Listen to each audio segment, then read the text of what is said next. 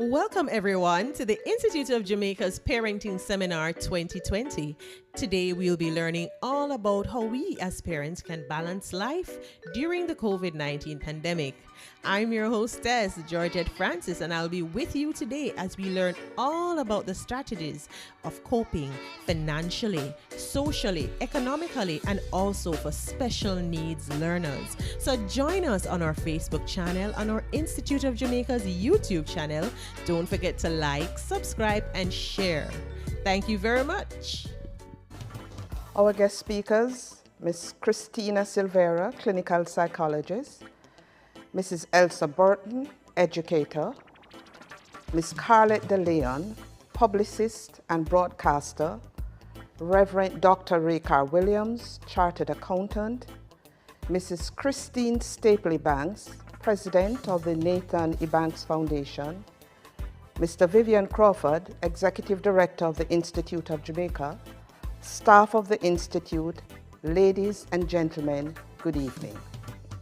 I take great pleasure in welcoming you all to the Programs Coordination Division's annual parenting seminar.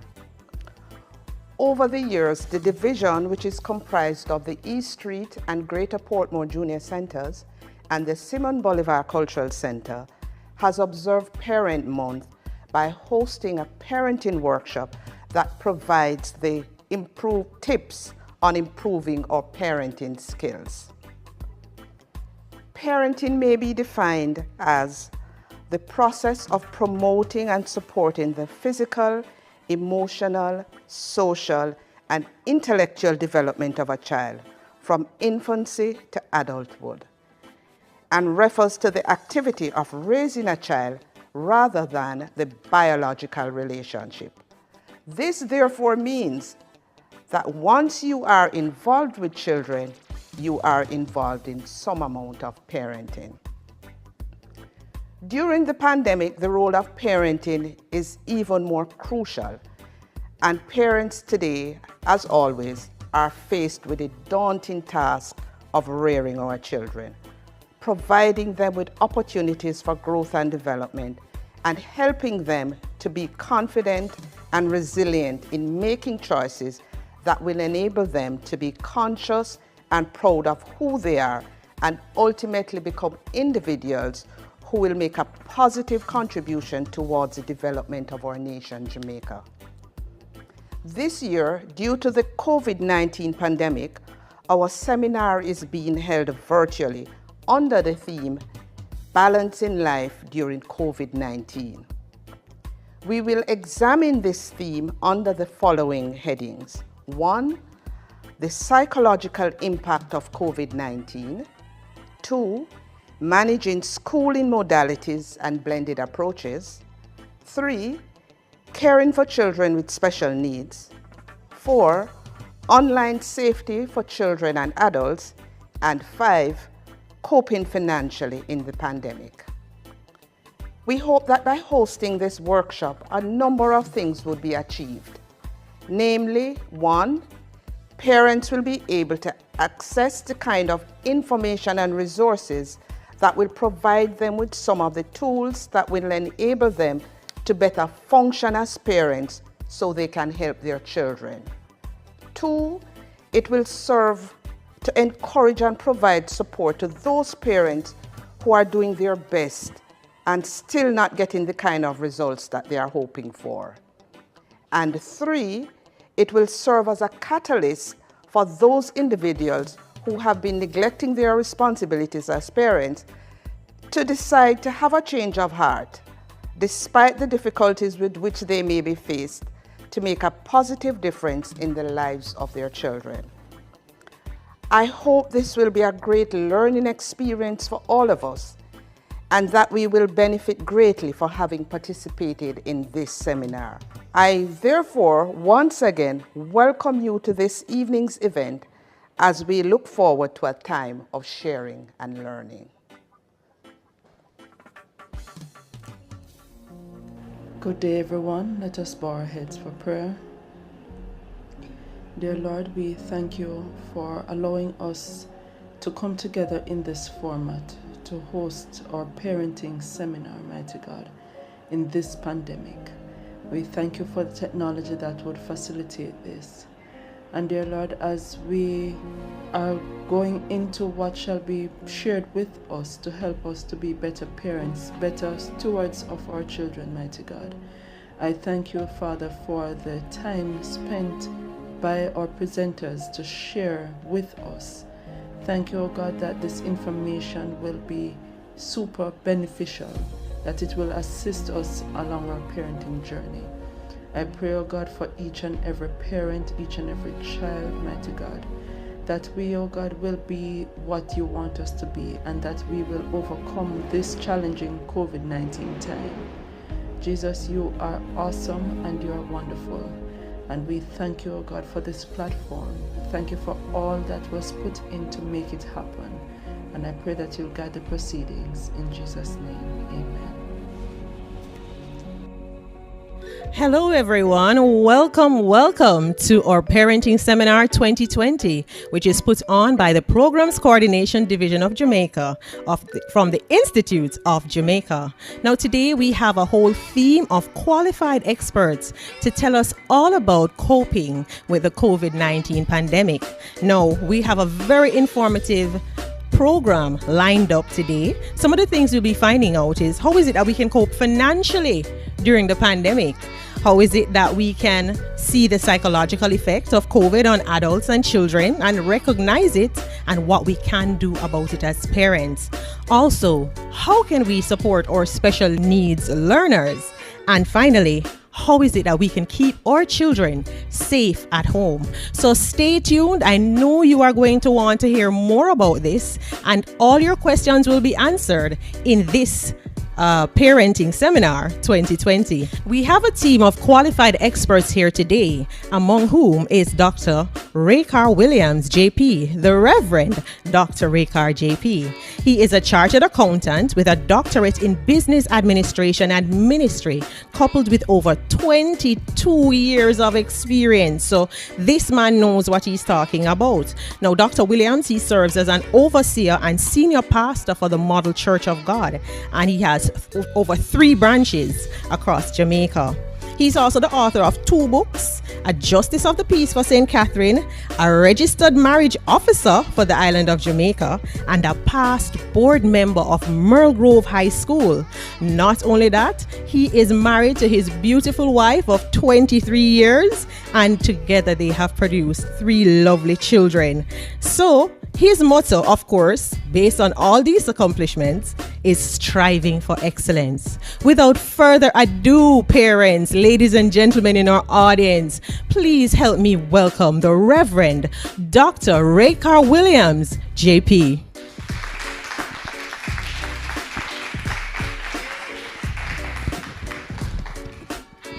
So let me thank Miss Francis for such a warm welcome, and it is my pleasure to be here to share with you in this, our parenting seminar for 2020.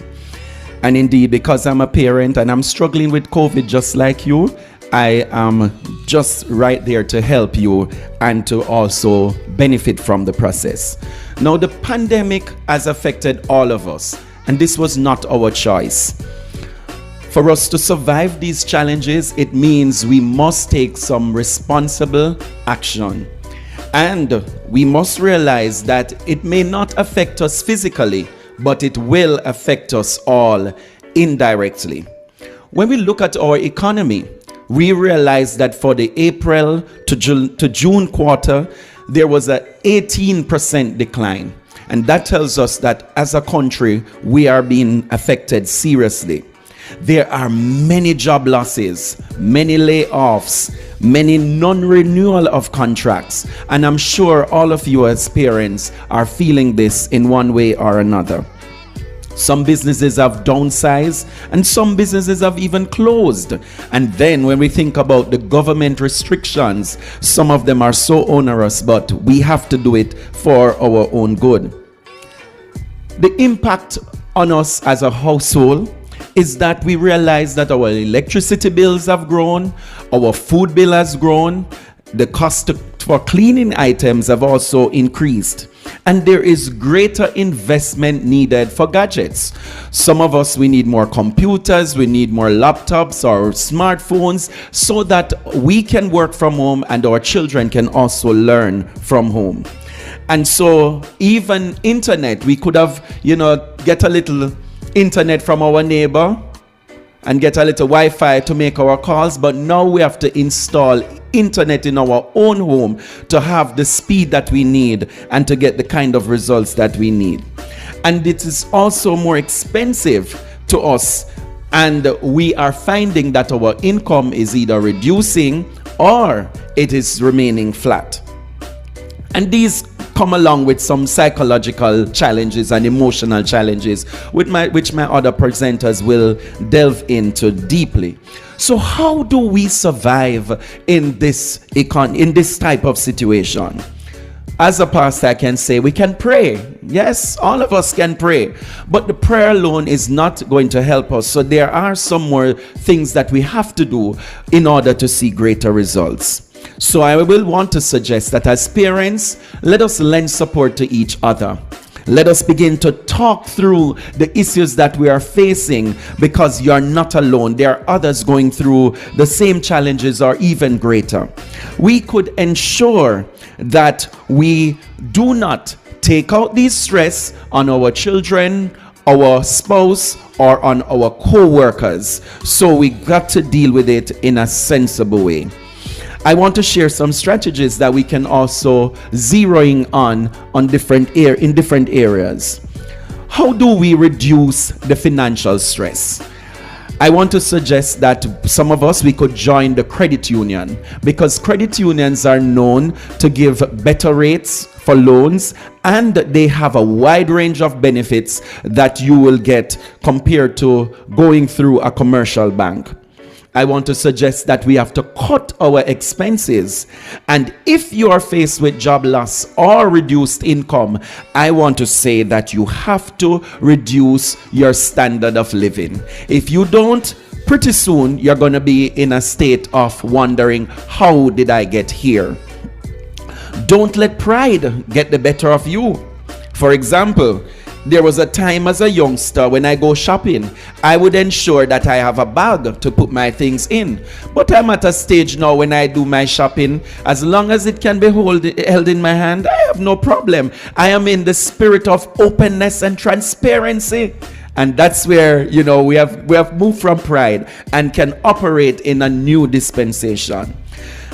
Also, I want to suggest that we must make budget. Don't just live carelessly. Let us make a plan of how we're going to survive. So based on our income, we can apply the 50-30 20 rule, where 50% is put aside for your needs, such as your mortgage, your rent, your utility bills, grocery, transportation, and for those who drive, for your gas money. The other 30% could be for your wants, such as shopping, traveling, going to the gym, investing in cable so that you can have a little entertainment. And 20%, and this part is very important, is that we must be saving. Because when the rainy day comes, when the challenging expenses come and you have to foot those bills, you need some time to draw on your savings. May I tell you, we have to avoid the impulse buying. So make a shopping list each time you're going to do some shopping. You're going to stop at the supermarket, or you're just going to go into the market. Make a list of what you really need and cut your eye past the things that you don't really have on your list. Those with excess money, you can do a little investment, such as buying stock. You hear people talk about shares through the Jamaica Stock Exchange. You can buy some shares, because now some of those shares are going at discounted rates. And when the economy turns, you are going to be surprised at how you're going to benefit significantly from your returns. Find ways to use up what you have in your home before they expire. So get religiously begin to check your expiry dates and look to see when these things are going to be expired, and use them in the order so that you do not have to throw out things that are expired. Okay, so I want to say we have to adjust our meal plans, find creative ways, and those ways that are more cost effective in order to do our dishes. Cook less as well, because we as Jamaicans are prone to eat a lot, and this can then lead to other health issues, so we can control how much we eat. Begin to exercise. Let's ensure that we do our exercise, because this will help with our thinking and our decision making at such a crucial time. Also, we can explore places that are selling good quality but at reduced price, much lower cost. How do we cope with limited finances? Because this is the challenge we are facing. We need to revisit our expenses.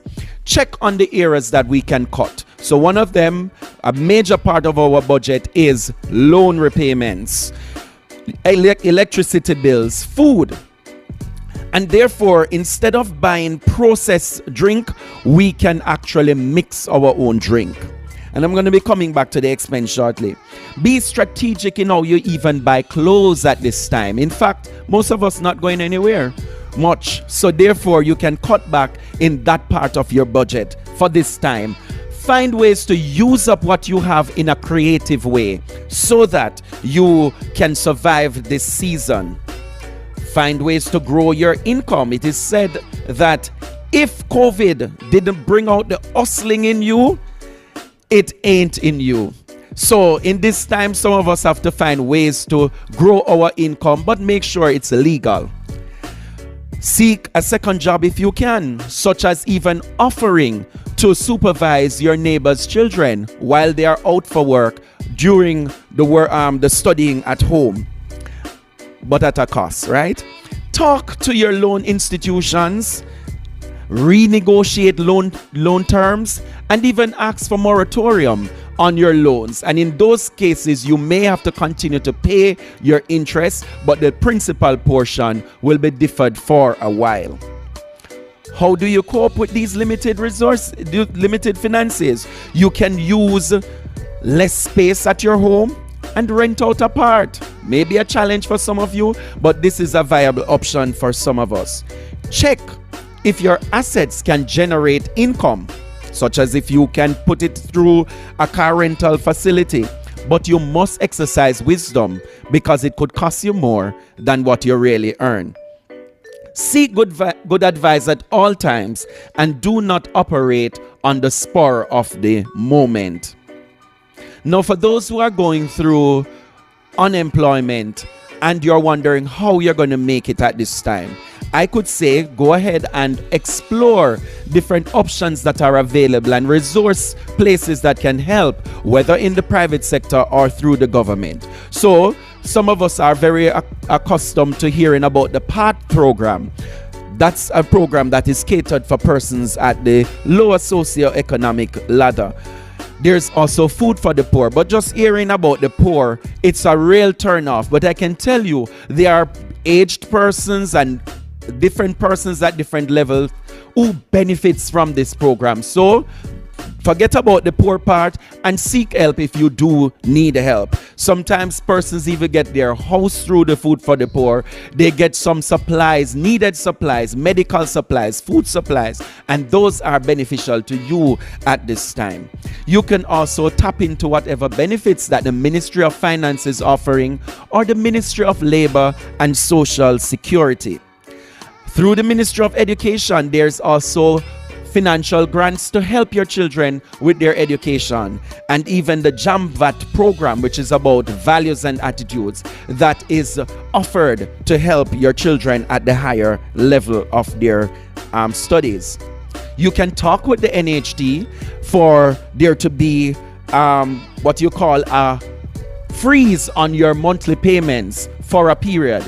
And what you realize is that for the NHT, most of us, our loans are prepaid because our refunds go against your loan, and sometimes your loan is prepaid in advance to the amount that you really owe. So you can ask for a freeze, and this works well especially with back to school when the time comes next year. But you can do it now as you're going through your challenges. Some of us, we go to church, we pay our offering, but we really don't talk to our pastors enough and to find out what benefits are there for you. You know, as a church, you can't just say we have this available, because even those who are not in need are going to turn up in line to collect. So things have to be done on a case-by-case basis. So feel free to talk to your leaders at your church and see what benefits are available for you at this time. Talk to the counselor for your area, the member of parliament. You know, this is a season where you have to talk your way through. Can't sit in silence and expect that you're going to survive. You must talk your way through. Talk to your school, the schools of your children. See what benefits and scholarships and programs and bursaries that are there that can help you in this time. And also, for those who have your insurance policies, some of them have cash value. See where you can do a little drawdown, but don't waste the money, Do it in a sensible way.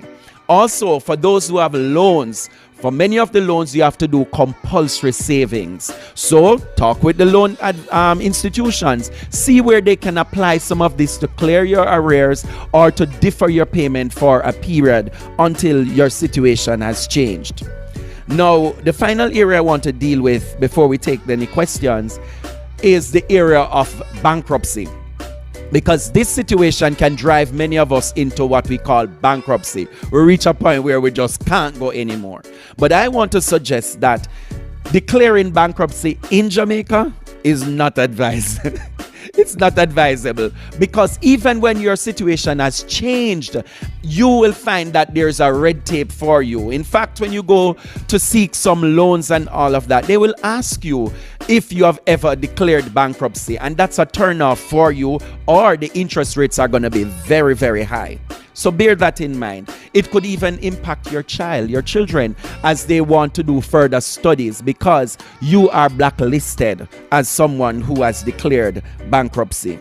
And so we can deal with this by dealing with using up some of the strategies that I suggested earlier, but also we can negotiate with our loan institutions as much as possible, because loans, for me, 50% of my monthly income is on loans. So you understand my challenge, and some of you may be facing that as well.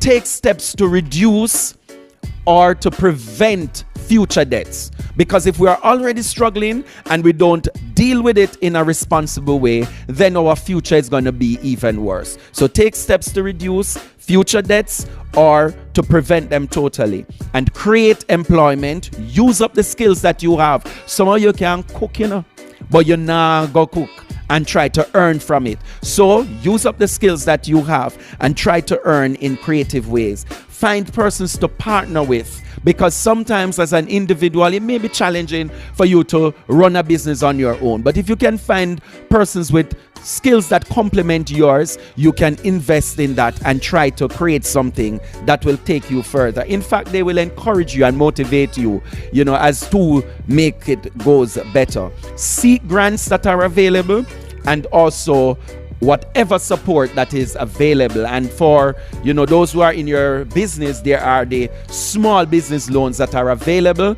at various institutions, and so tap into those. In closing, I want to just, as I was said, if you need more information, I am available on Facebook and also on LinkedIn. So you can find me by my name. My first name is Rakar. That's Rakar Williams. And you can find me on Facebook or LinkedIn. Also, I am the managing director of ROJE Limited, which is Ray of Joy Enterprise. And one of the core business there is financial and business consultancy, and also catering and counseling and bridal services. So a wide suite of products are available, and you can find me and we talk more. This presentation is catered directly for you as parents, so it is available through the Institute if you do need a copy for further review. Thank you so much, and I'm now open for questions.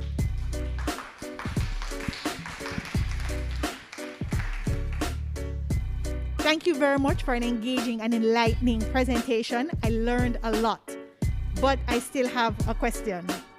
My first question is, some of us have payments that are not debt payments. Insurance, pension, partner, savings. How do you suggest we approach those payments? Because saving is important, but we can't afford it right now. All right. Well, I would say that each person's situation may be different, varying situations. Because in COVID, there are some people who are earning more, while some are earning less, because it's all about what will work for you. So in terms of our payments, those are what you call fixed payments, such as your insurance. We don't want to miss those because you could find your policy going into lapse. But you can also discuss the matter with your insurers, because there is what we call the cash value that is on the policy. And therefore, if you are struggling for a few months, you could ask that some of the cash value use up to pay those monthly figures. Also, when it comes to saving, some of us would say that we can't, but what we have to really do is try to cut back as much as possible so that we can. For me personally, in the first month of COVID, my light bill went up by over 300%, and I can't figure out. I wrote, and my light was even disconnected 2 times because I insist that I wasn't going to pay the full thing until they have completed their investigation.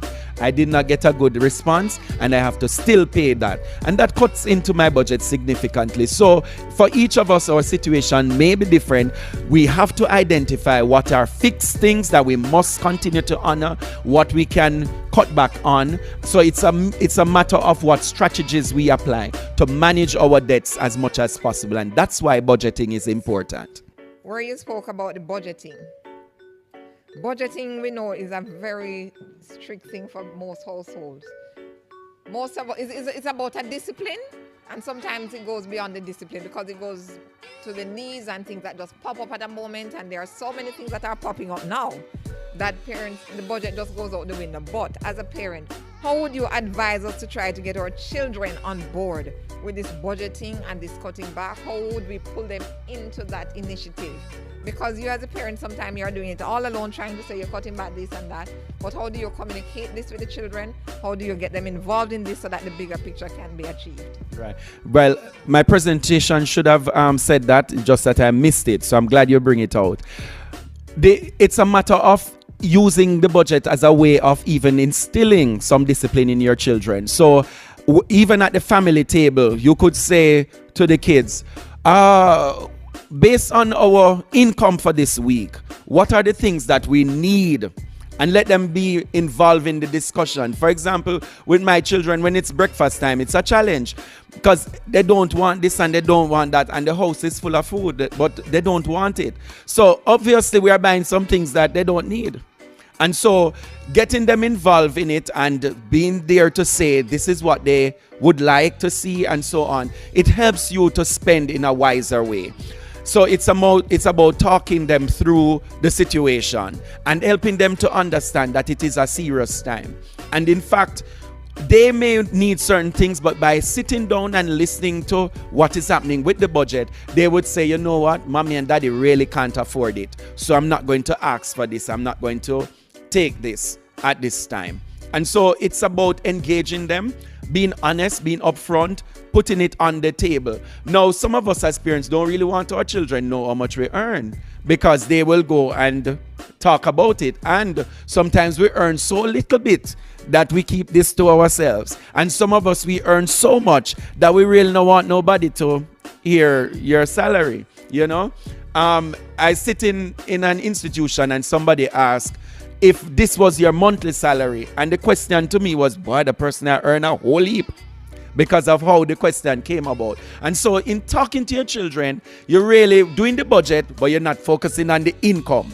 So you could look at the expense. This for light, this for water, this for that. How are we going to budget this? We can't pay so much. Last week we spent that. We want to cut this by 20%, and let them be involved in the discussion. Perhaps they'll even work the maths better than me and you. So let them be there to work it out, and let them see, because they will help in even conserving. So when they would just waste and just having the things and wasting it, they will realize that it is expensive, it does cost, and therefore they will be more responsible in how they contribute to the budget discussion. Thank you very much again, Dr. Williams, for a very informative presentation on how it is that we can manage and survive during this pandemic financially. And as you know, Dr. Williams, he has given us the contact, so you can just rewind a little bit to find where it is that you can get some additional assistance financially as it pertains to surviving this COVID pandemic. Our next speaker is Christina Silvera, who is an associate clinical psychologist with a Master's of Science in clinical psychology from the University of the West Indies. Now, she currently specializes in play therapy, parent training, executive function skills, suicide and self-harm, emotional dysregulation, training, depression and adolescent and mental health. So you see, she's very, very qualified for what she's about to speak about, right? And also she serves as the director of membership for the Jamaican Psychological Society. You can actually find her at 423-8944 if it is that you need assistance.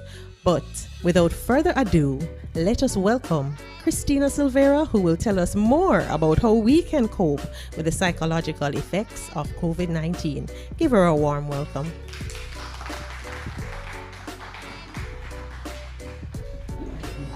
My name is Christina, and today I'm going to talk about the psychological effects of COVID-19 on adults and children. So we can basically say that we're in a position of the new normal. Wearing masks, always sanitizing, wiping down our groceries or wiping down our takeout, staying at home, doing more meetings. Some people are unemployed, and even the long lines that we have to wait in. And because it's a new normal, we all think, well, in the beginning of the pandemic, I was getting calls and saying, Jamaicans, we can't adapt. It's hard for us to adapt. I don't think that's true, but I think adapting is hard for anybody, and we found that these extreme circumstances have caused some negative and positive effects on people across the board. So let's talk about what's happening with our adults. Now, we are getting calls about adults feeling overwhelmed with work and family because you're at home all the time. And so for many of you, well, all of you are parents, and so you have your child at home and you have to be helping them to sign on to the Zoom class, checking on them to make sure that they're there and paying attention, making sure that they're only focusing on the class. You also have your work. You also have to find somebody to take care of them if you don't have to work online. You have less or more me time. So for some of us who are unemployed, I hear the calls that they just beat themselves all the time. What are they supposed to do? What are they supposed to do? And some people have less me time where they have to be focusing on everybody. More meetings, more homework, more calls, just everybody needs them now because of the pandemic.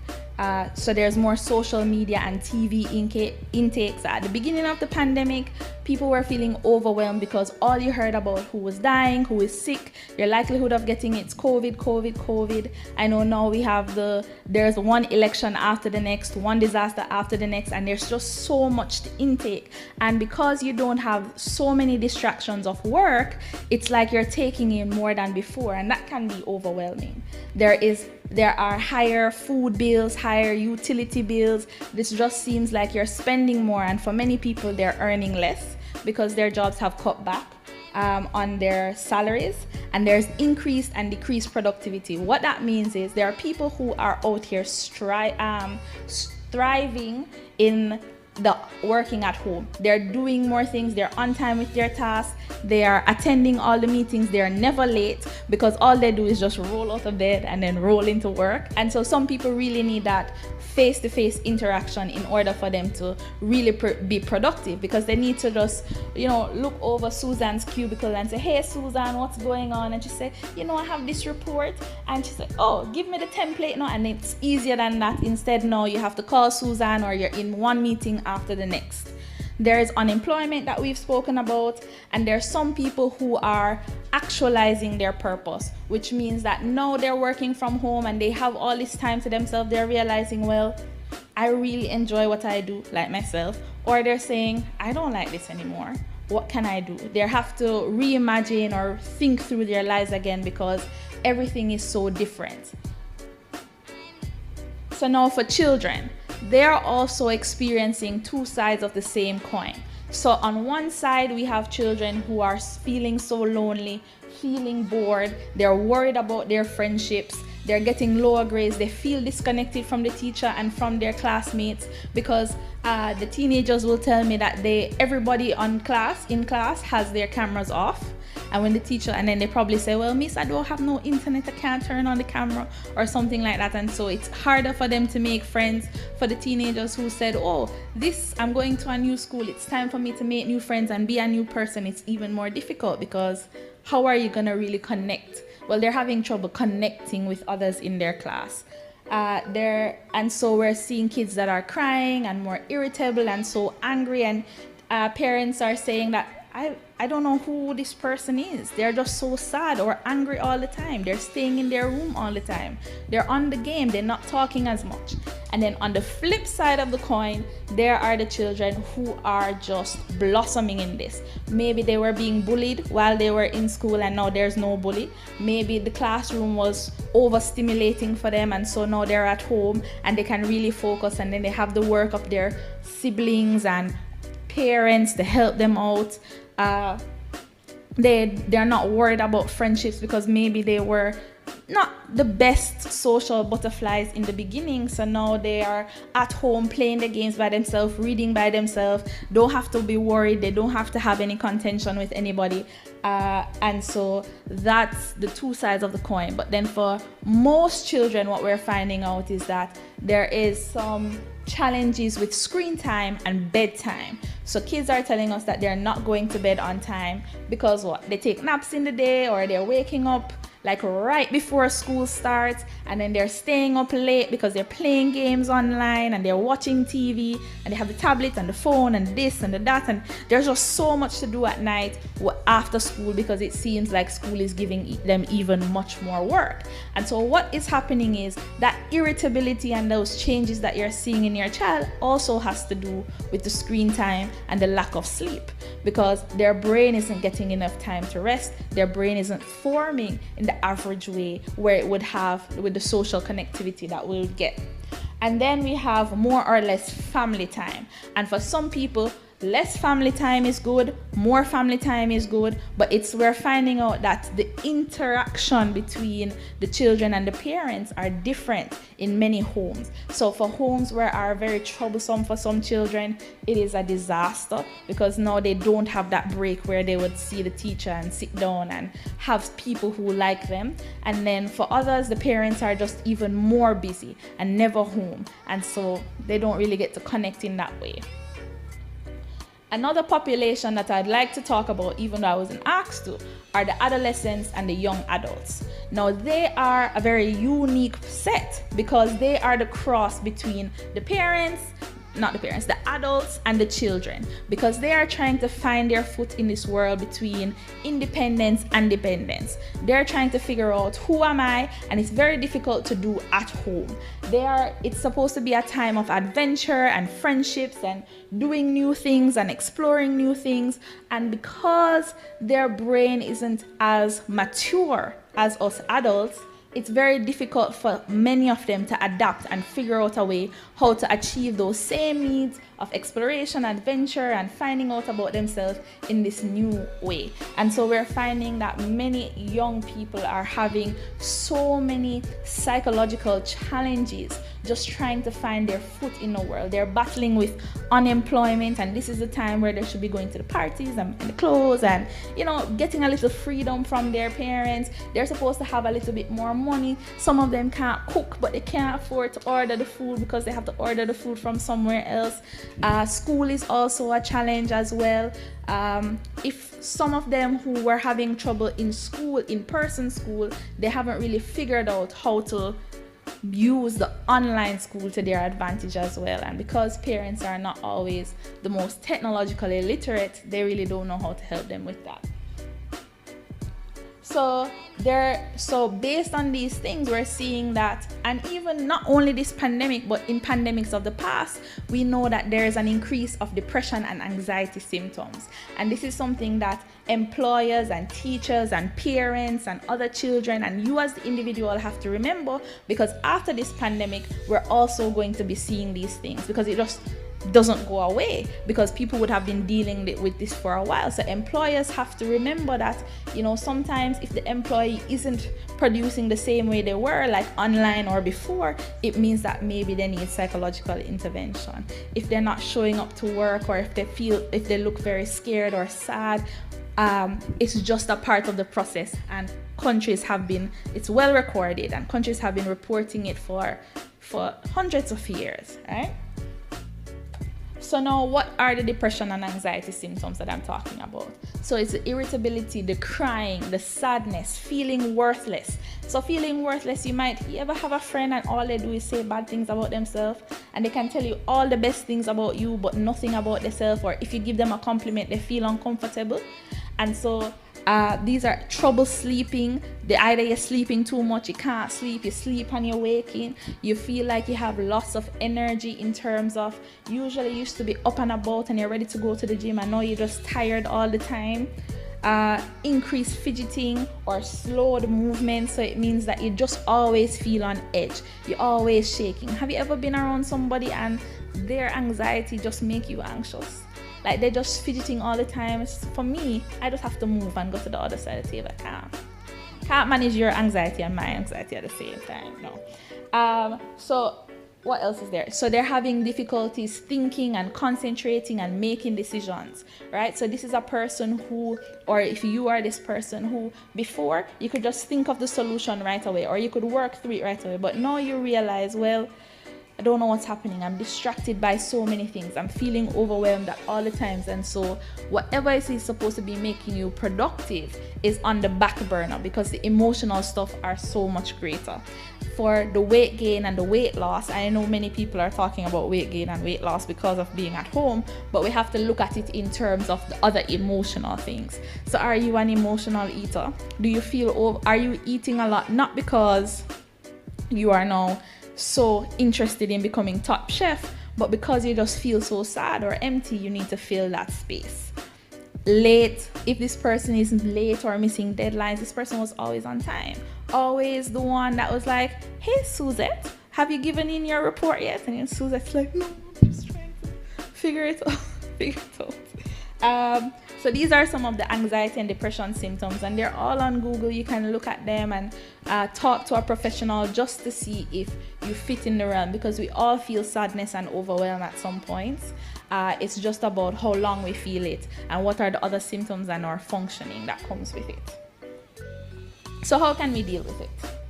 So for adults, the first thing I would say is follow the COVID-19 protocols. So we found that when you follow the protocols, you feel more in control of your environment, and that is less overwhelming. So if you don't follow it, then sometimes you feel like, oh my God, I went to the supermarket, I forgot to sanitize my hand. You reach all the way home, you forget to sanitize your hand. So try as best to have sanitizer in your car. Maybe sometimes I have a clip on my pants. But try and follow them as much as possible so that you feel more in control. Spend time with family members, and so this means that we have to use the online stuff, and so most of us are now more technologically literate, and so use the Zoom, use the Skype, use the, what else is there, Microsoft Teams and the Google Meet. There are so many of them. Use them. Put your family up. It's not the same as hugging and kissing, but not many things are the same right now. And so we just have to learn to adapt and keep in touch with them, because we can't do this all by ourselves. We just won't survive.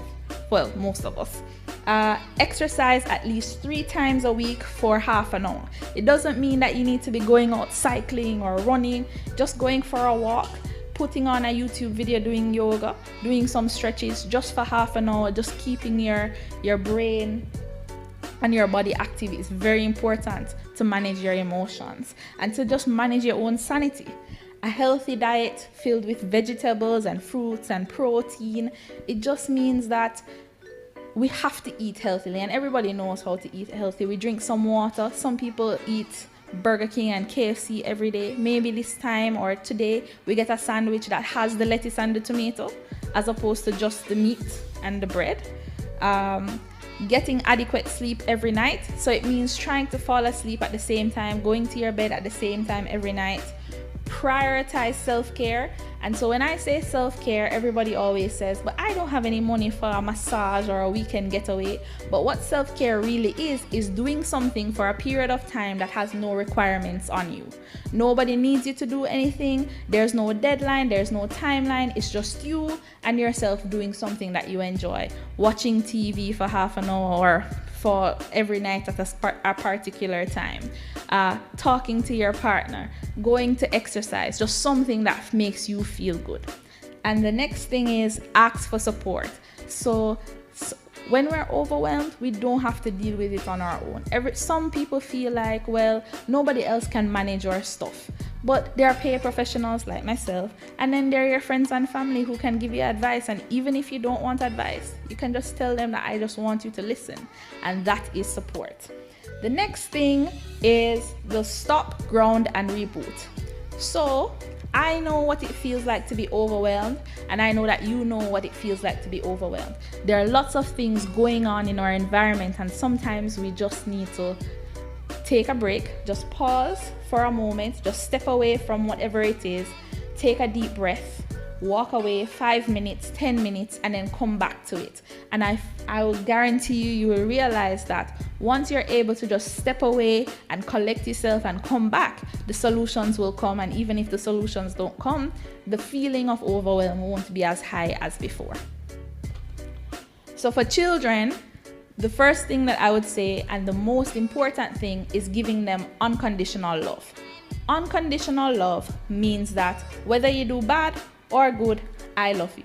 You're my child, I love you no matter what. You're my student, I love you no matter what. And so oftentimes when parents punish their children, children can leave whatever the confrontation was feeling unloved. So you must always make sure that your child knows that you'll always be there for them. Help them to develop good sleep hygiene. So this means that no screens at least 1 hour before bed. It means that we're trying to make a good bedtime, and then they might say, I can't fall asleep. But I guarantee you, at most 2 weeks of putting them in the bed with no screens at the same time every night, that's gonna be their new bedtime. Trust me, I was up until probably university. I wasn't falling asleep at 7 o'clock from I was a baby. It just works, right? Providing a balanced diet. Some kids don't like water, but if you give them at least 1 glass of water a day, they will begin to like it. Water is important. Vegetables and fruits are important. And parents say, well, he's just very picky about what he eats. He doesn't want this, he doesn't want that. And so as a parent, you have to hide it. You have to hide the spinach or the broccoli in the mac and cheese. You have to hide the beans in the chips. You have to hide the food. Make them be a part of making their meal, making their smoothie, and that will increase their balanced diet. Facilitate activities that get them up and moving. Screens alone.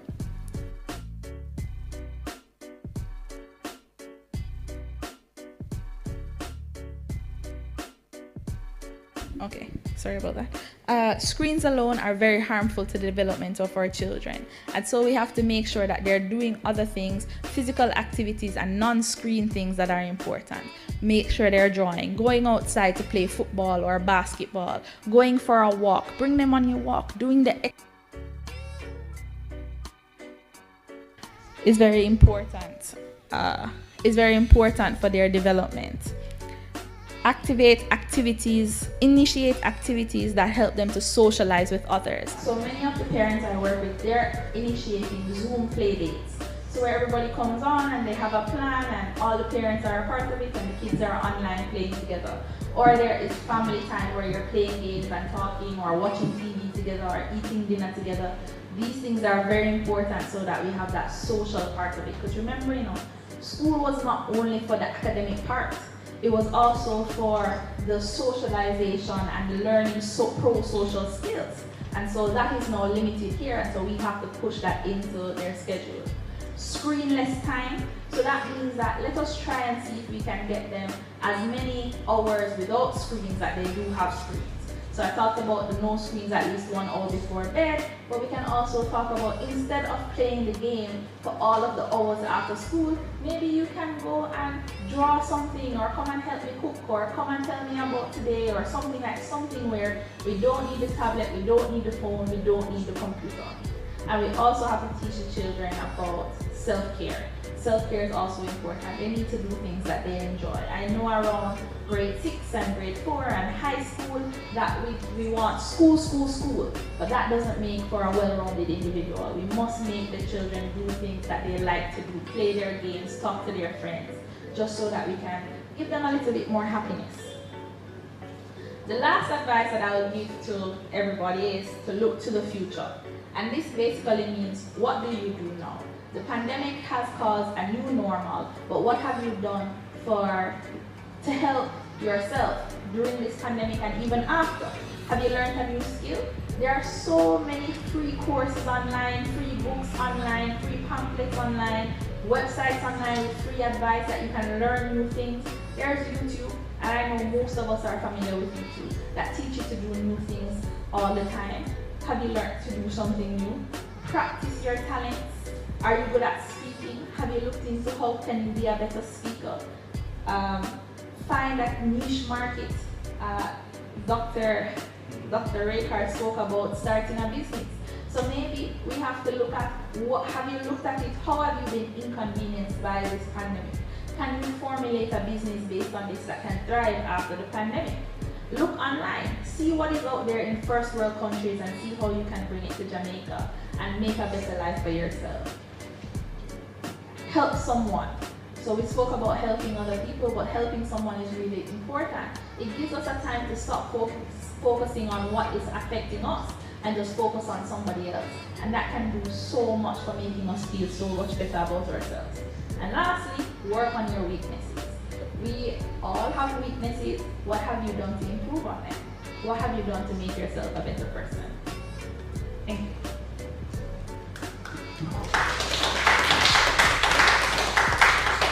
Okay, thank you very much for that very interactive presentation, Miss Silvera. And of course, parents, you heard where you can reach out to her.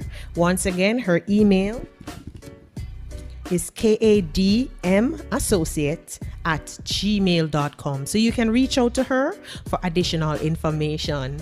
Now, we're going to be moving on in our presentation. Good morning or afternoon, whichever time this presentation is being aired. My name is Christina Silvera, and I'm first and foremost the parent of Nathan. You see his picture behind me. Right there is a little one in orange, who was diagnosed with cerebral palsy when he was 9 months old. I am also an author, special needs parent advocate, and I am the founder of the Nathan Evans Foundation, a non-profit organization in Jamaica that works for the participation, empowerment, and inclusion of children with disabilities. And today, I have the distinct privilege of talking with you for a few minutes about coping with these times of COVID whilst raising a child with special needs. I want to take this opportunity to thank my friends at the Junior Center for this invitation to participate in your 2020 Parenting Summit. I know that COVID has shifted entirely the way that we relate, because I always look forward to the Hush Symposium every year and for the great work that the Junior Center is doing. And so today I'm tasked to now talk to my screen as I prepare this presentation for you. I'm going to share from the collective wisdom of medical professionals, collective wisdom of other parents, and I'm also going to share from my experience of raising my son with special needs. Some, very important tips that I think, would be very supportive to you.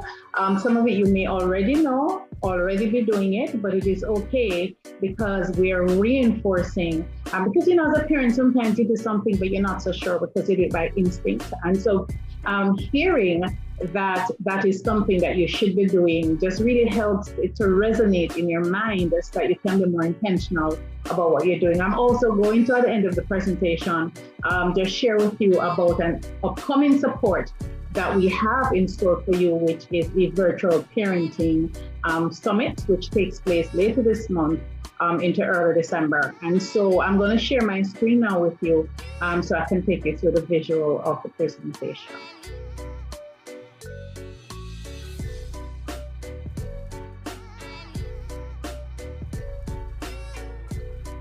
All right, so here we are. I've already shared. I want to also introduce this new brand. You're going to be seeing it a lot, Raising Special Needs. It is the international brand for the Nathan Banks Foundation that will allow us to function outside of Jamaica, because one of the things that I've come to recognize is that the issues of special needs and the struggles are not just our struggles as Jamaicans. I'm part of a Caribbean-wide group that has 30 Caribbean countries represented through organizations that support this particular special needs community. And I've been doing a lot of training in Dominica over the last 2 months, and I've had people from Trinidad and Nevis and St. Lucia, St. Vincent in Guyana, in particular, being part of these training experience. And when parents share their journey, I could close my eyes and it would be us in Jamaica, it would be me in Jamaica, and it just really helps us to understand that it is one story. And so I've introduced myself to you already. So I'm an author, speaker, and a special needs advocate. That's my lovely family. This young man right here is Mr. Nathan, who got me started in this work. And so to take you back a little bit, I just want to share the journey with Nathan. Nathan was born at 37 and a half weeks, and he was diagnosed with cerebral palsy when he was 9 months old. He was diagnosed because him being my fourth child, I recognize he had some major issues in hospital. He had a condition that required emergency surgery when he was 2 days old. And it was touch and go for a period of time as we didn't know if he would live or die. And thank God he did survive it, and we left the hospital with him 24 days after he was born. What we didn't know was that because of what he's been through, that this would now put him at risk for developmental disabilities. But I did observe that when Nathan, and I want to share some of the early pictures, that was Nathan in hospital, and that was him and his two siblings. My other children, the young lady in pink, she was 8 years old at the time. The little one beside him was 4, and my other son was 6. And so it was a really difficult time for all of us. But when we got home with Nathan, we observed that he wasn't developing the way the other children did. And while I do understand that children develop differently and they all have their own pace of development, there are milestones that and time frame within which children should meet those milestones. And so I began to pay attention to my well baby visits. We began to check off the milestone, and at 7 months, we observed that Nathan was still like a brand new baby. And so his pediatrician referred him to a neurologist, who then made a diagnosis of cerebral palsy when Nathan was 9 months old. So that was me back then, and that was Mr. Nathan, and that was when we just got the diagnosis. And like many parents, if not all parents of children with special needs, I found that when the diagnosis came, that's all that came. And so I was gripped by fear. I thought he was going to die. I never understood what the disability meant. And I lived in that space for about 2 years. As a result, I couldn't enjoy my son because every cough sent my heart in panic. Is this it? Is he going to die? Every fever, even if it's a low-grade fever, put me in a panic and in anxiety. And so after 2 years, I decided, you know something, I cannot live like this. And we fundraised and took Nathan to a facility in Florida where he got a interdisciplinary diagnosis with about 14 specialists, where we got parent training, and I came to understand that the disability was not a death sentence. All the disability meant was that he would need some additional support as he was developing. And so that reassured my mind. It reassured my family's mind, because we were all trained. And I came back to Jamaica and I tried. I was just gone for 3 weeks. But when I came back with so much hope, because I now had information, I now had answers. And then I tried to find the different specialists who were recommended to be part of his care team. And I found that many of those speech therapists, physical therapists, occupational therapists, many of those were not available in Jamaica. The few people who were there were booked out for years, and so you couldn't get an appointment. And so that's what led me to form the Nathan Banks Foundation, because we became an organization where we became a bridge. We brought in some of those specialists for a short period of time to train parents so that we could help our children with some of those development goals, even if we are not trained as an occupational physical therapist or anything like that. But there were things we found that we could do as part of the everyday care for Nathan that really supported his ability to practice the skills that we were trying to get him to develop. And so that the Nathan Banks Foundation evolved as an organization that works for the participation, inclusion, and empowerment of children with disabilities and special education needs. And by extension, we work with families, we work with policymakers, we work with professionals who are working with the children. We do quite a bit of advocacy to help shift the conversation around what is needed to support children with disabilities. Some of you may be aware, as part of our advocacy, we do the Family Expo and Special Needs Resource Fair, where we try to empower, or not try, our goal is to empower parents so that they can know some more about their child with special needs, so that they are in a better position to be able to bring that support to their parents. We also do quite a bit of training, capacity development for government agencies that are working with this population to increase their knowledge, their skills, and their practice in creating more inclusive programs for children with disabilities. And we provide learning such as this opportunity where we're sharing through this seminar with parents like yourself. So that's just a little bit of us as we move on. So what does COVID-19 mean for the children with, Hadassah call it the additional needs? And you'll hear many things. You'll hear, exceptional needs. You'll hear different needs, whatever it is.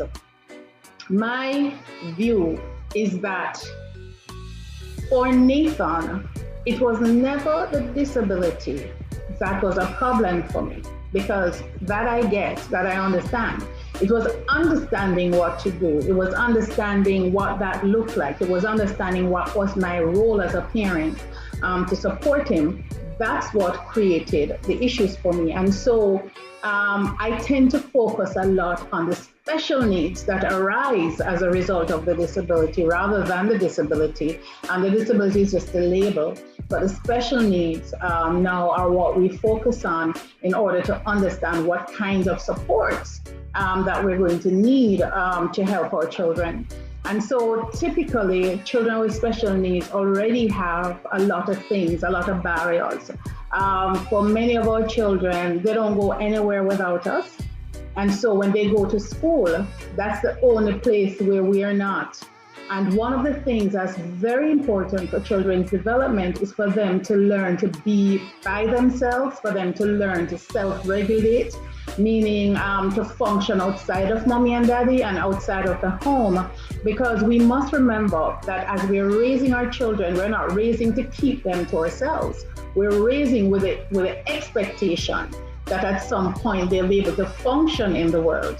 And so sending our children out to school is a very, very important a necessary thing for us to do. And so what we have found is that COVID has just shut that down. I remember when COVID just started, Nathan was so excited to be home because, like a typical children, he likes school for the socialization, for the field trips, for the sports day, for the concerts, for being with his friends, but he dislikes school for the schoolwork.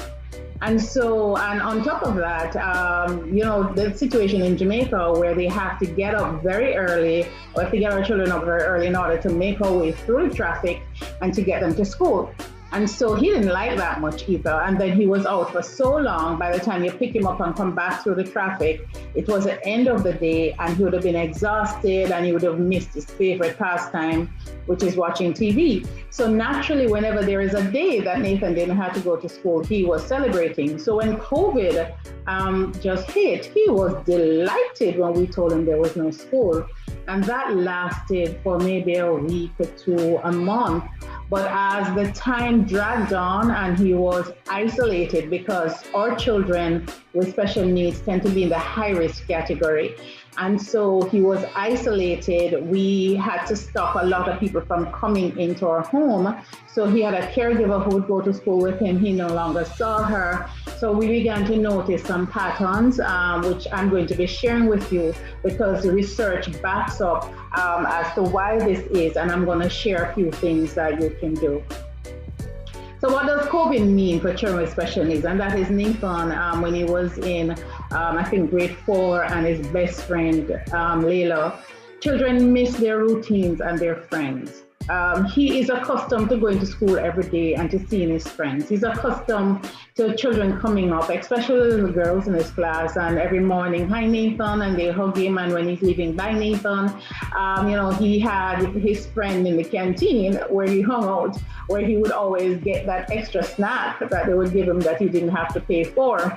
And so there was a routine that he had that was now broken. For a lot of children with autism or who are on the autism spectrum, or even children who just have some of those special needs, we know that routine is crucial. And breaking that routine can be tantamount to a meltdown for the child.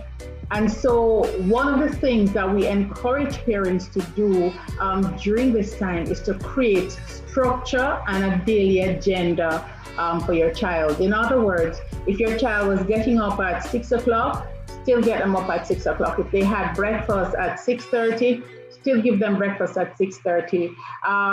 A lot of schools have gone online, and I know that for us, we couldn't participate because Nathan was already hooked on the screen, and it was really difficult to break that home routine of being on the screen. And so once we tried to bring up a device, he would be swiping it off and taking it off and doing something else and not doing anything and push out his mouth. And so it wasn't making any sense because it was really affecting our relationship. So what we had to do was to now create our own routine. So we would take him out in the morning outside so he could get some fresh air. He didn't like that much, but it happened. And so what I had to do when I took him out, we spread a comforter on the grass and we lay down together. And I would use his, I do little things with him, Nathan. Can you see the leaves? How many leaves can you see? Do you see this shape? And so I was using it to still engage him in a very critical way, but at the same time, allowing him to get some outdoor time. Some of the days I would have his tablet with me and we would take pictures and selfies, and he would always want to post those. And so we post those selfies. On his birthday in May, we did a Facebook Live birthday party, so some of his friends who couldn't see him could participate. So what we need to be doing in this time is helping to normalize as much as possible the time, the activities of the day for our children. Some children may become very hyperactive. And what I mean by that, for instance, when they're at school, based on the structure of school, there is a part in their day when they would have whether some quiet time, whether for younger children it's reading circle, whether it is nap time, for the older children, whether it is an activity that they get that allow them to calm themselves. When they're at home, they're not burning off that energy when they're indoors. And so all of those daily routine of school, the PEs, the moving from class to class, the activities that kept them moving, they're now sitting in the same position. And so they have all of this extra energy. And on top of that, if they're getting too much screen time, which I confess was happening for us, because Nathan was just always in front of the TV because Dad had to work, I have to work, his siblings have school. And so it became really difficult and we couldn't bring in the caregiver. So it became very difficult for anybody to spend that day with him. So he ended up being plunked in front of the TV, which of course was his preference. And if you ever put him down and don't turn on the TV, that become an issue. And so we were noticing that he was becoming very hyperactive. When he was watching the TV program, he would be screaming down the place as his brain was trying to engage with what was going on the screen. One of his favorite programs is a particular church program on YouTube, and that particular pastor, she screams, and when she screams, you hear the sound traveling from the tip of her toes, and he was trying to mirror that in the space. And so he became very noisy, very agitated, and sometimes it may feel very boisterous. And so what we had to do was put him back on a routine. So we had to break up that TV time, and we had to create some quiet time where, I got a floor mat and we put him down on the mat, but we turned on the radio because we couldn't move him from the activities of TV to just quiet. He didn't accept that, and the brain needs to have some stimulation. So what we did, we just turned on the radio. And so we also had to be strict with his bedtime because he didn't want to go to bed now anymore because he's not going out, he's watching TV all day, he's rested, and so there was no need to go to bed. And so we found that his bedtime was being disrupted. He didn't want to leave the screen to go eat his meals. And so we had to set regular time. And I remember one of the days when we were having breakfast together, because that's one of the joys of COVID is that we do the family meals together again because everybody is home doing whatever they're doing from home. And we were having breakfast and we set him this is breakfast time, and he pushed himself away from the table and he folded his arms and he told us I'm not having breakfast. Just by his expression, he pouted his mouth and he turned his head away and he squeezed his mouth shut and we tried to feed him. And so we just said, fine, but you're not going back to what you were doing until you've eaten. And so he wandered around the house, pushing his wheelchair with his feet. And then we put him down on the ground. And when he realized we were serious, he indicated that he wants to eat. And so he took a few bites. And our goal for that was to get him to recognize that this was a time for breakfast. So he took some bites and then he went back. We took him back to his regular routine. But we found that by the time he went back, because he had taken a few bites, then, the hunger was woken up, as we say in Jamaica. And so he now, was able to go back. So it is important for us as parents. I know it can be tiring. I know, when you have so much going on with you to now take on, these additional disruptors to your day, and just day in, day out can be very difficult, but it is important. And once the children pick up this routine, which is what has happened with Nathan, we found that the rest of COVID lockdown has been a much smoother time for us. So children may, as part of their acting out with what the shift that has occurred, become destructive. They may start fights with siblings, and they may become even violent, at times.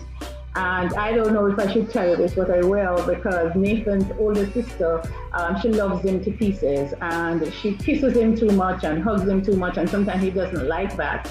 And we were feeding him on the table, and there was a dinner knife that was on the table, and she came up and she was kissing him and stuff, and he just picked it up and went like this. We didn't even know he could do that.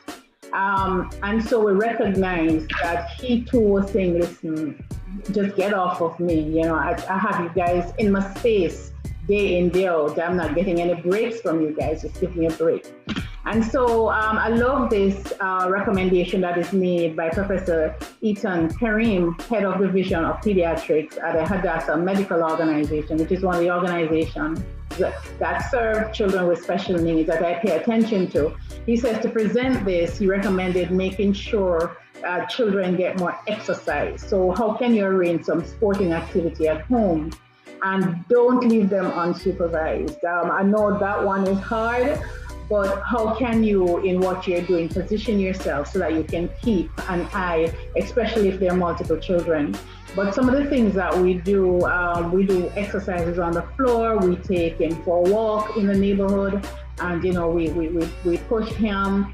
I exercise and my family exercise, and so we're using the weights, and we see he will roll over on the floor and pick up a weight, and that kind of a stuff. Of course, you have to supervise them with that.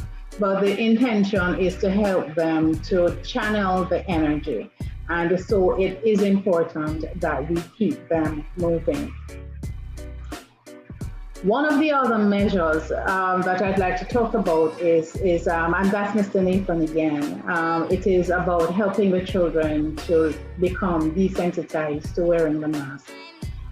For children with special needs, most of our children come with a lot of sensory issues. And in order to help them to deal with these sensory issues, we have to help them to become accustomed to wearing masks. So what we do is daily we talk to Nathan. We tell him that the COVID-19 is here. We tell him that it can make him sick without oversharing too much details, and it can also make him make other people sick. And so in order to protect himself and to protect others, we wear a mask whenever we're going out. And we kept doing that. And so even if we were taking him for a drive out, because we did that as well to kind of break up him being in the house all the time. And if we were taking him for a drive out, we would put on his mask. And I remember one day, about 3 or 4 months into COVID, we were taking him out and we hadn't gotten around to the mask yet, and he pointed on his nose. Nathan is nonverbal, meaning he doesn't have speech. And he pointed on his nose to tell us, where is my mask? He sets himself also as a mask guard at home. So wherever he sits, he is able to see others when they're leaving the house. And if anybody is leaving and you haven't put on your mask yet, he calls your attention to your mask. So we have to be sensitized. It was really funny when we just started putting a mask on him, because we would put it on his face and he would go until it gets into his mouth, and then he starts to chew it, and so it wasn't covering up his face at all. So we had to teach him how to wear a mask. And what we started doing, their face shield, the PPE face shield, we have found that also an easier way to get him covered, because if you won't keep on the mask when you put the shield around his head, then it is protecting him and it is protecting others from getting at him. But we've got to prepare our children and help them. Sometimes one way of also getting them to like the mask is to choose their favorite colors, and there are so many options that are out there, their favorite cartoon character, their favorite design, and so it makes it their own, that they actually enjoy wearing it, and they also see you wearing it. Another thing about wearing a mask is it's important to teach them expression, and so what you can actually do, because when you're covered up in the mask, you can't see if somebody is angry or if they're smiling. You can't see that expression because a lot of it is hidden in here. I recall being on the road once and came out of a store and somebody passed and waved, and I waved. I had no idea who it was because the mask was on. And so it was after the person got home and said, "Boy, I saw you today," and I just waved. I'm sorry, I didn't get a chance to stop. That's when I realized who it was. So what you can do with your child is you can do it as an exercise, once a day, where you put on the mask and what expression am I having? Am I happy? Am I sad? And just get them to begin to look into the eyes and see what's going on in the eyes. And it doesn't matter if your child has intellectual disabilities or Down syndrome or autism spectrum, if they're not listening, if it appears that they're not listening, if it appears that they're not looking, it should not stop you from doing this practice, because we take in so much information, not just with our eyes, but with other things, and repetition is important. So another thing that has come up for a lot of parents who've asked me is, should I still take my child for their wellness checkup? Is it safe to take my child for his or her immunization? What should I do if I think my child has COVID or has been exposed? Where should I go? Should I go to the public hospital? These are genuine concerns, and it is concerns that affect all of us, because you don't want to go to the hospital and then there's no protocol in place to deal with your child who has autism or is on the autism spectrum, or your child who might be blind, or your child who may be deaf. You don't want to have to take them through that ordeal, but at the same time, you want to be safe. So in talking to my son's pediatrician, and we actually did a video on that, which is on our YouTube channel, Raising Special Needs, and I will share that with you at the end. And he advises that you stay close to your child's pediatrician or clinic. It is good to have a thermometer at home. We got one of the digital one, and once Nathan looks a little flush, we tend to take his temperature to see if anything has changed. Because if you're talking to your doctor, you're going to need to be able, your child's doctor, you're going to need to be able to say to the doctor that I did not, the temperature was here and it moved to here. You're going to need to be able to say the child was coughing and whether the cough was wet or dry, because the doctors will start with a clinical assessment of what's going on to determine whether you need to take it further. So it is very important for you to do that. You can also take advantage of telemedicine. I've seen a lot of doctors, our doctors are now doing that. My personal doctor has moved to doing telemedicine. And so in the event of anything, I don't have to physically get up and go out, because sometimes that's difficult when you have to be working with your children at home. Stay calm and breathe.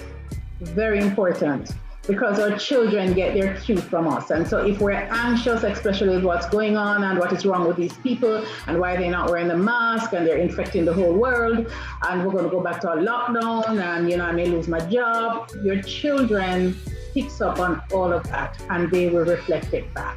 So it's important to stay calm and breathe. So another activity that you can add to your schedule is just to, maybe once in the morning or in the afternoon, you just sit down, we just do some deep breathing together. You put your hand on your stomach and you blow a bubble in your stomach to get it to expand. And you just breathe and just teach them to do that. And if they're appearing agitated, you just kind of rest your hand on your child's stomach and just sweetly breathe. Inhale, exhale, just breathe. And breathing, the breath has a calming effect. And that is also a good method, because we've got to also maintain and manage our mental health as well as the mental health of our children. Be honest and accurate with information. Children often imagine situation and the whole world is dying and it's worse than it is. So provide them with information that is appropriate to their age. Don't go over into too much detail. Don't tell them Miss Jane down the road, remember her? Well, she died, but her daughter survived. We don't go into that level of details with them. We just, give them enough details to tell them, we're safe, we're here. Yes, grandma is safe, your auntie is safe. If they need to talk to grandma, auntie, let them do that, so that they can be calm. And explain the step, as long as we are covering our nose and we are, wearing our mask and we are not going out and be exposed with people and we're not gathering, then we're okay. And most importantly, stay up to date to the facts. I want to share, UNICEF Jamaica has done some phenomenal videos on COVID and managing COVID for children, parents of children with special needs. I invite you to go to their website to take a look. I talked a little bit about the mental health. Some of the things that you may see are some new behaviors, and what was suggested by the Center for Disease Control is that for preschoolers, you may see a resurgence of thumb sucking, bedwetting, clinging to you, loss of appetite, fear of the dark, and regression in the behaviors. That's expected. And so you should talk to your doctor, your child's doctor about those, so that you can together plan on what to do to help combat them. For children in elementary, we're talking about from grade 1 to grade 6, irritability, aggressiveness, clinginess, nightmare. They may not want to go online for school. They may be afraid for the schools that are open to go out. They may not want to be among their friends. And so just be mindful of them. And for your older kids, sleeping disturbances, agitation. My older daughter is in this conspiracy theory, and I have to really try not to roll my eyes when she gets going, because I realize that it's her way of processing. So what I tend to do is to have conversations with her to support her through that. And so I just want to share 2 great resources. This year I published I'm Just Like You, but Different, a story about living with cerebral palsy. And it's a story that I wrote when Nathan was in was in K5 kindergarten.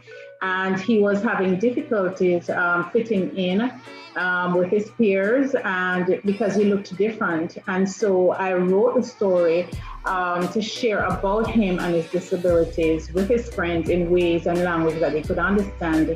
And the story was just a hit. The children loved it. It was one of the greatest years for Nathan. And every time Nathan moved to a new class, because the school kept mixing up the students, I would do the story, and the story was always in demand because children could relate to it, and it allowed them to relate to Nathan. And so it is available on Amazon.com. And if you need any other information, I will share my details with you at the end, that you can contact me. The other book is How to Cope, Parenting a Child with Special Needs, and that is a must-have for parents and professionals working with children with special needs. It is a collection of the journey from diagnosis to learning how to cope. It will share from the emotional impact of the disability on the family, but most importantly, what to do.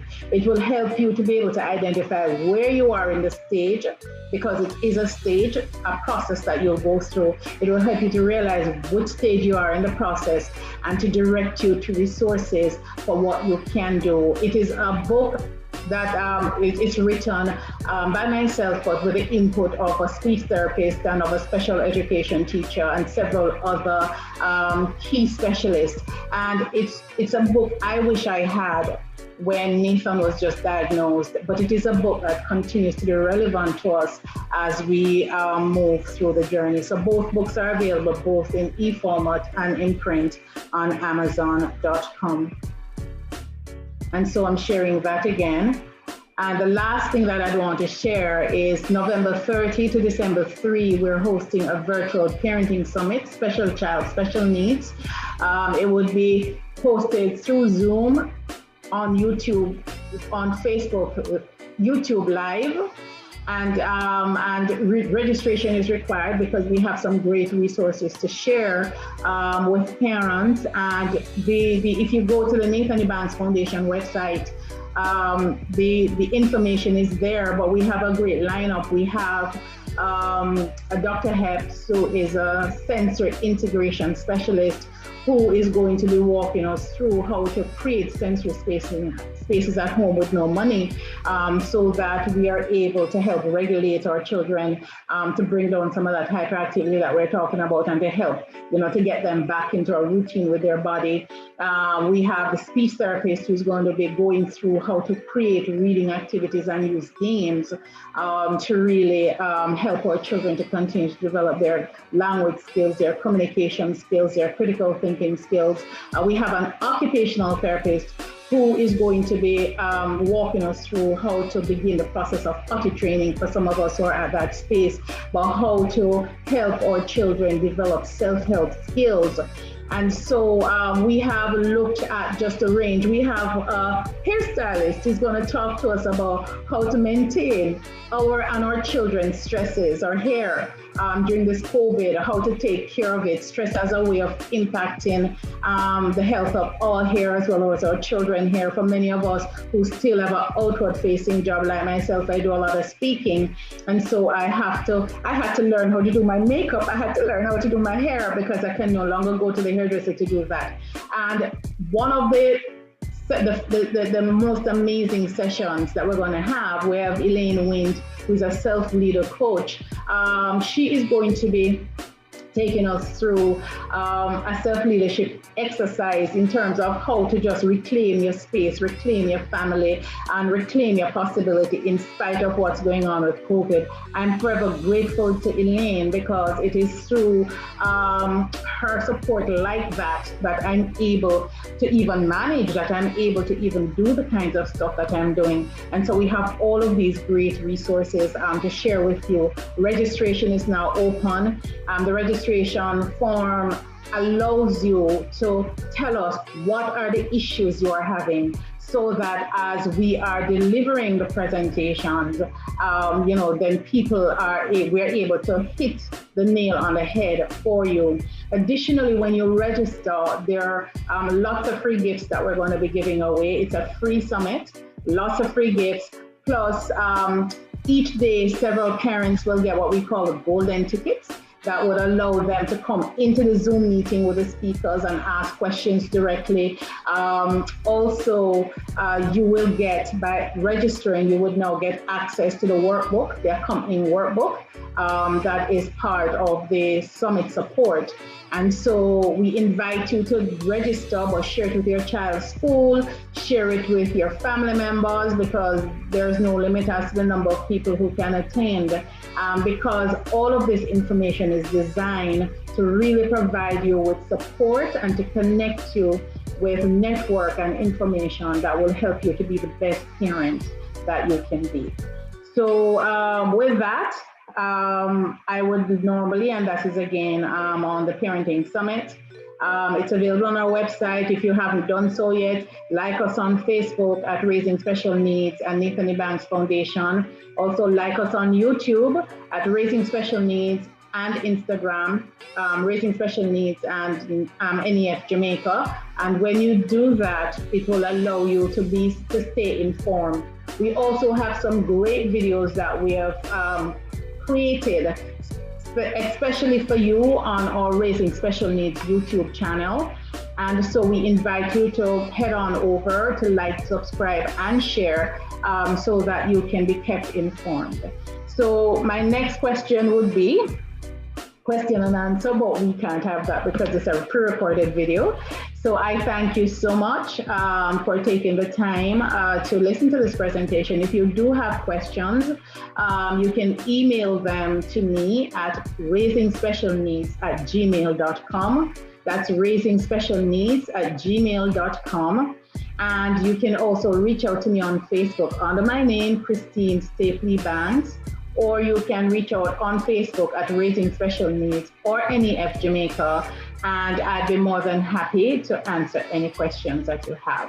So my final words to you is COVID is here. It has disrupted life as we know it.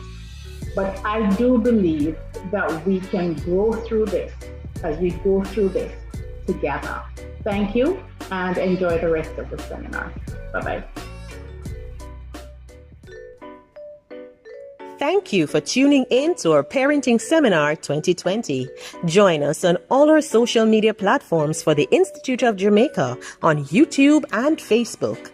Please subscribe, share, and hit that notification bell for more great content. Join us again for part 2 of our seminar, Balancing Life During COVID-19. I'm your hostess, Georgette Francis. See you again next time. Walk good.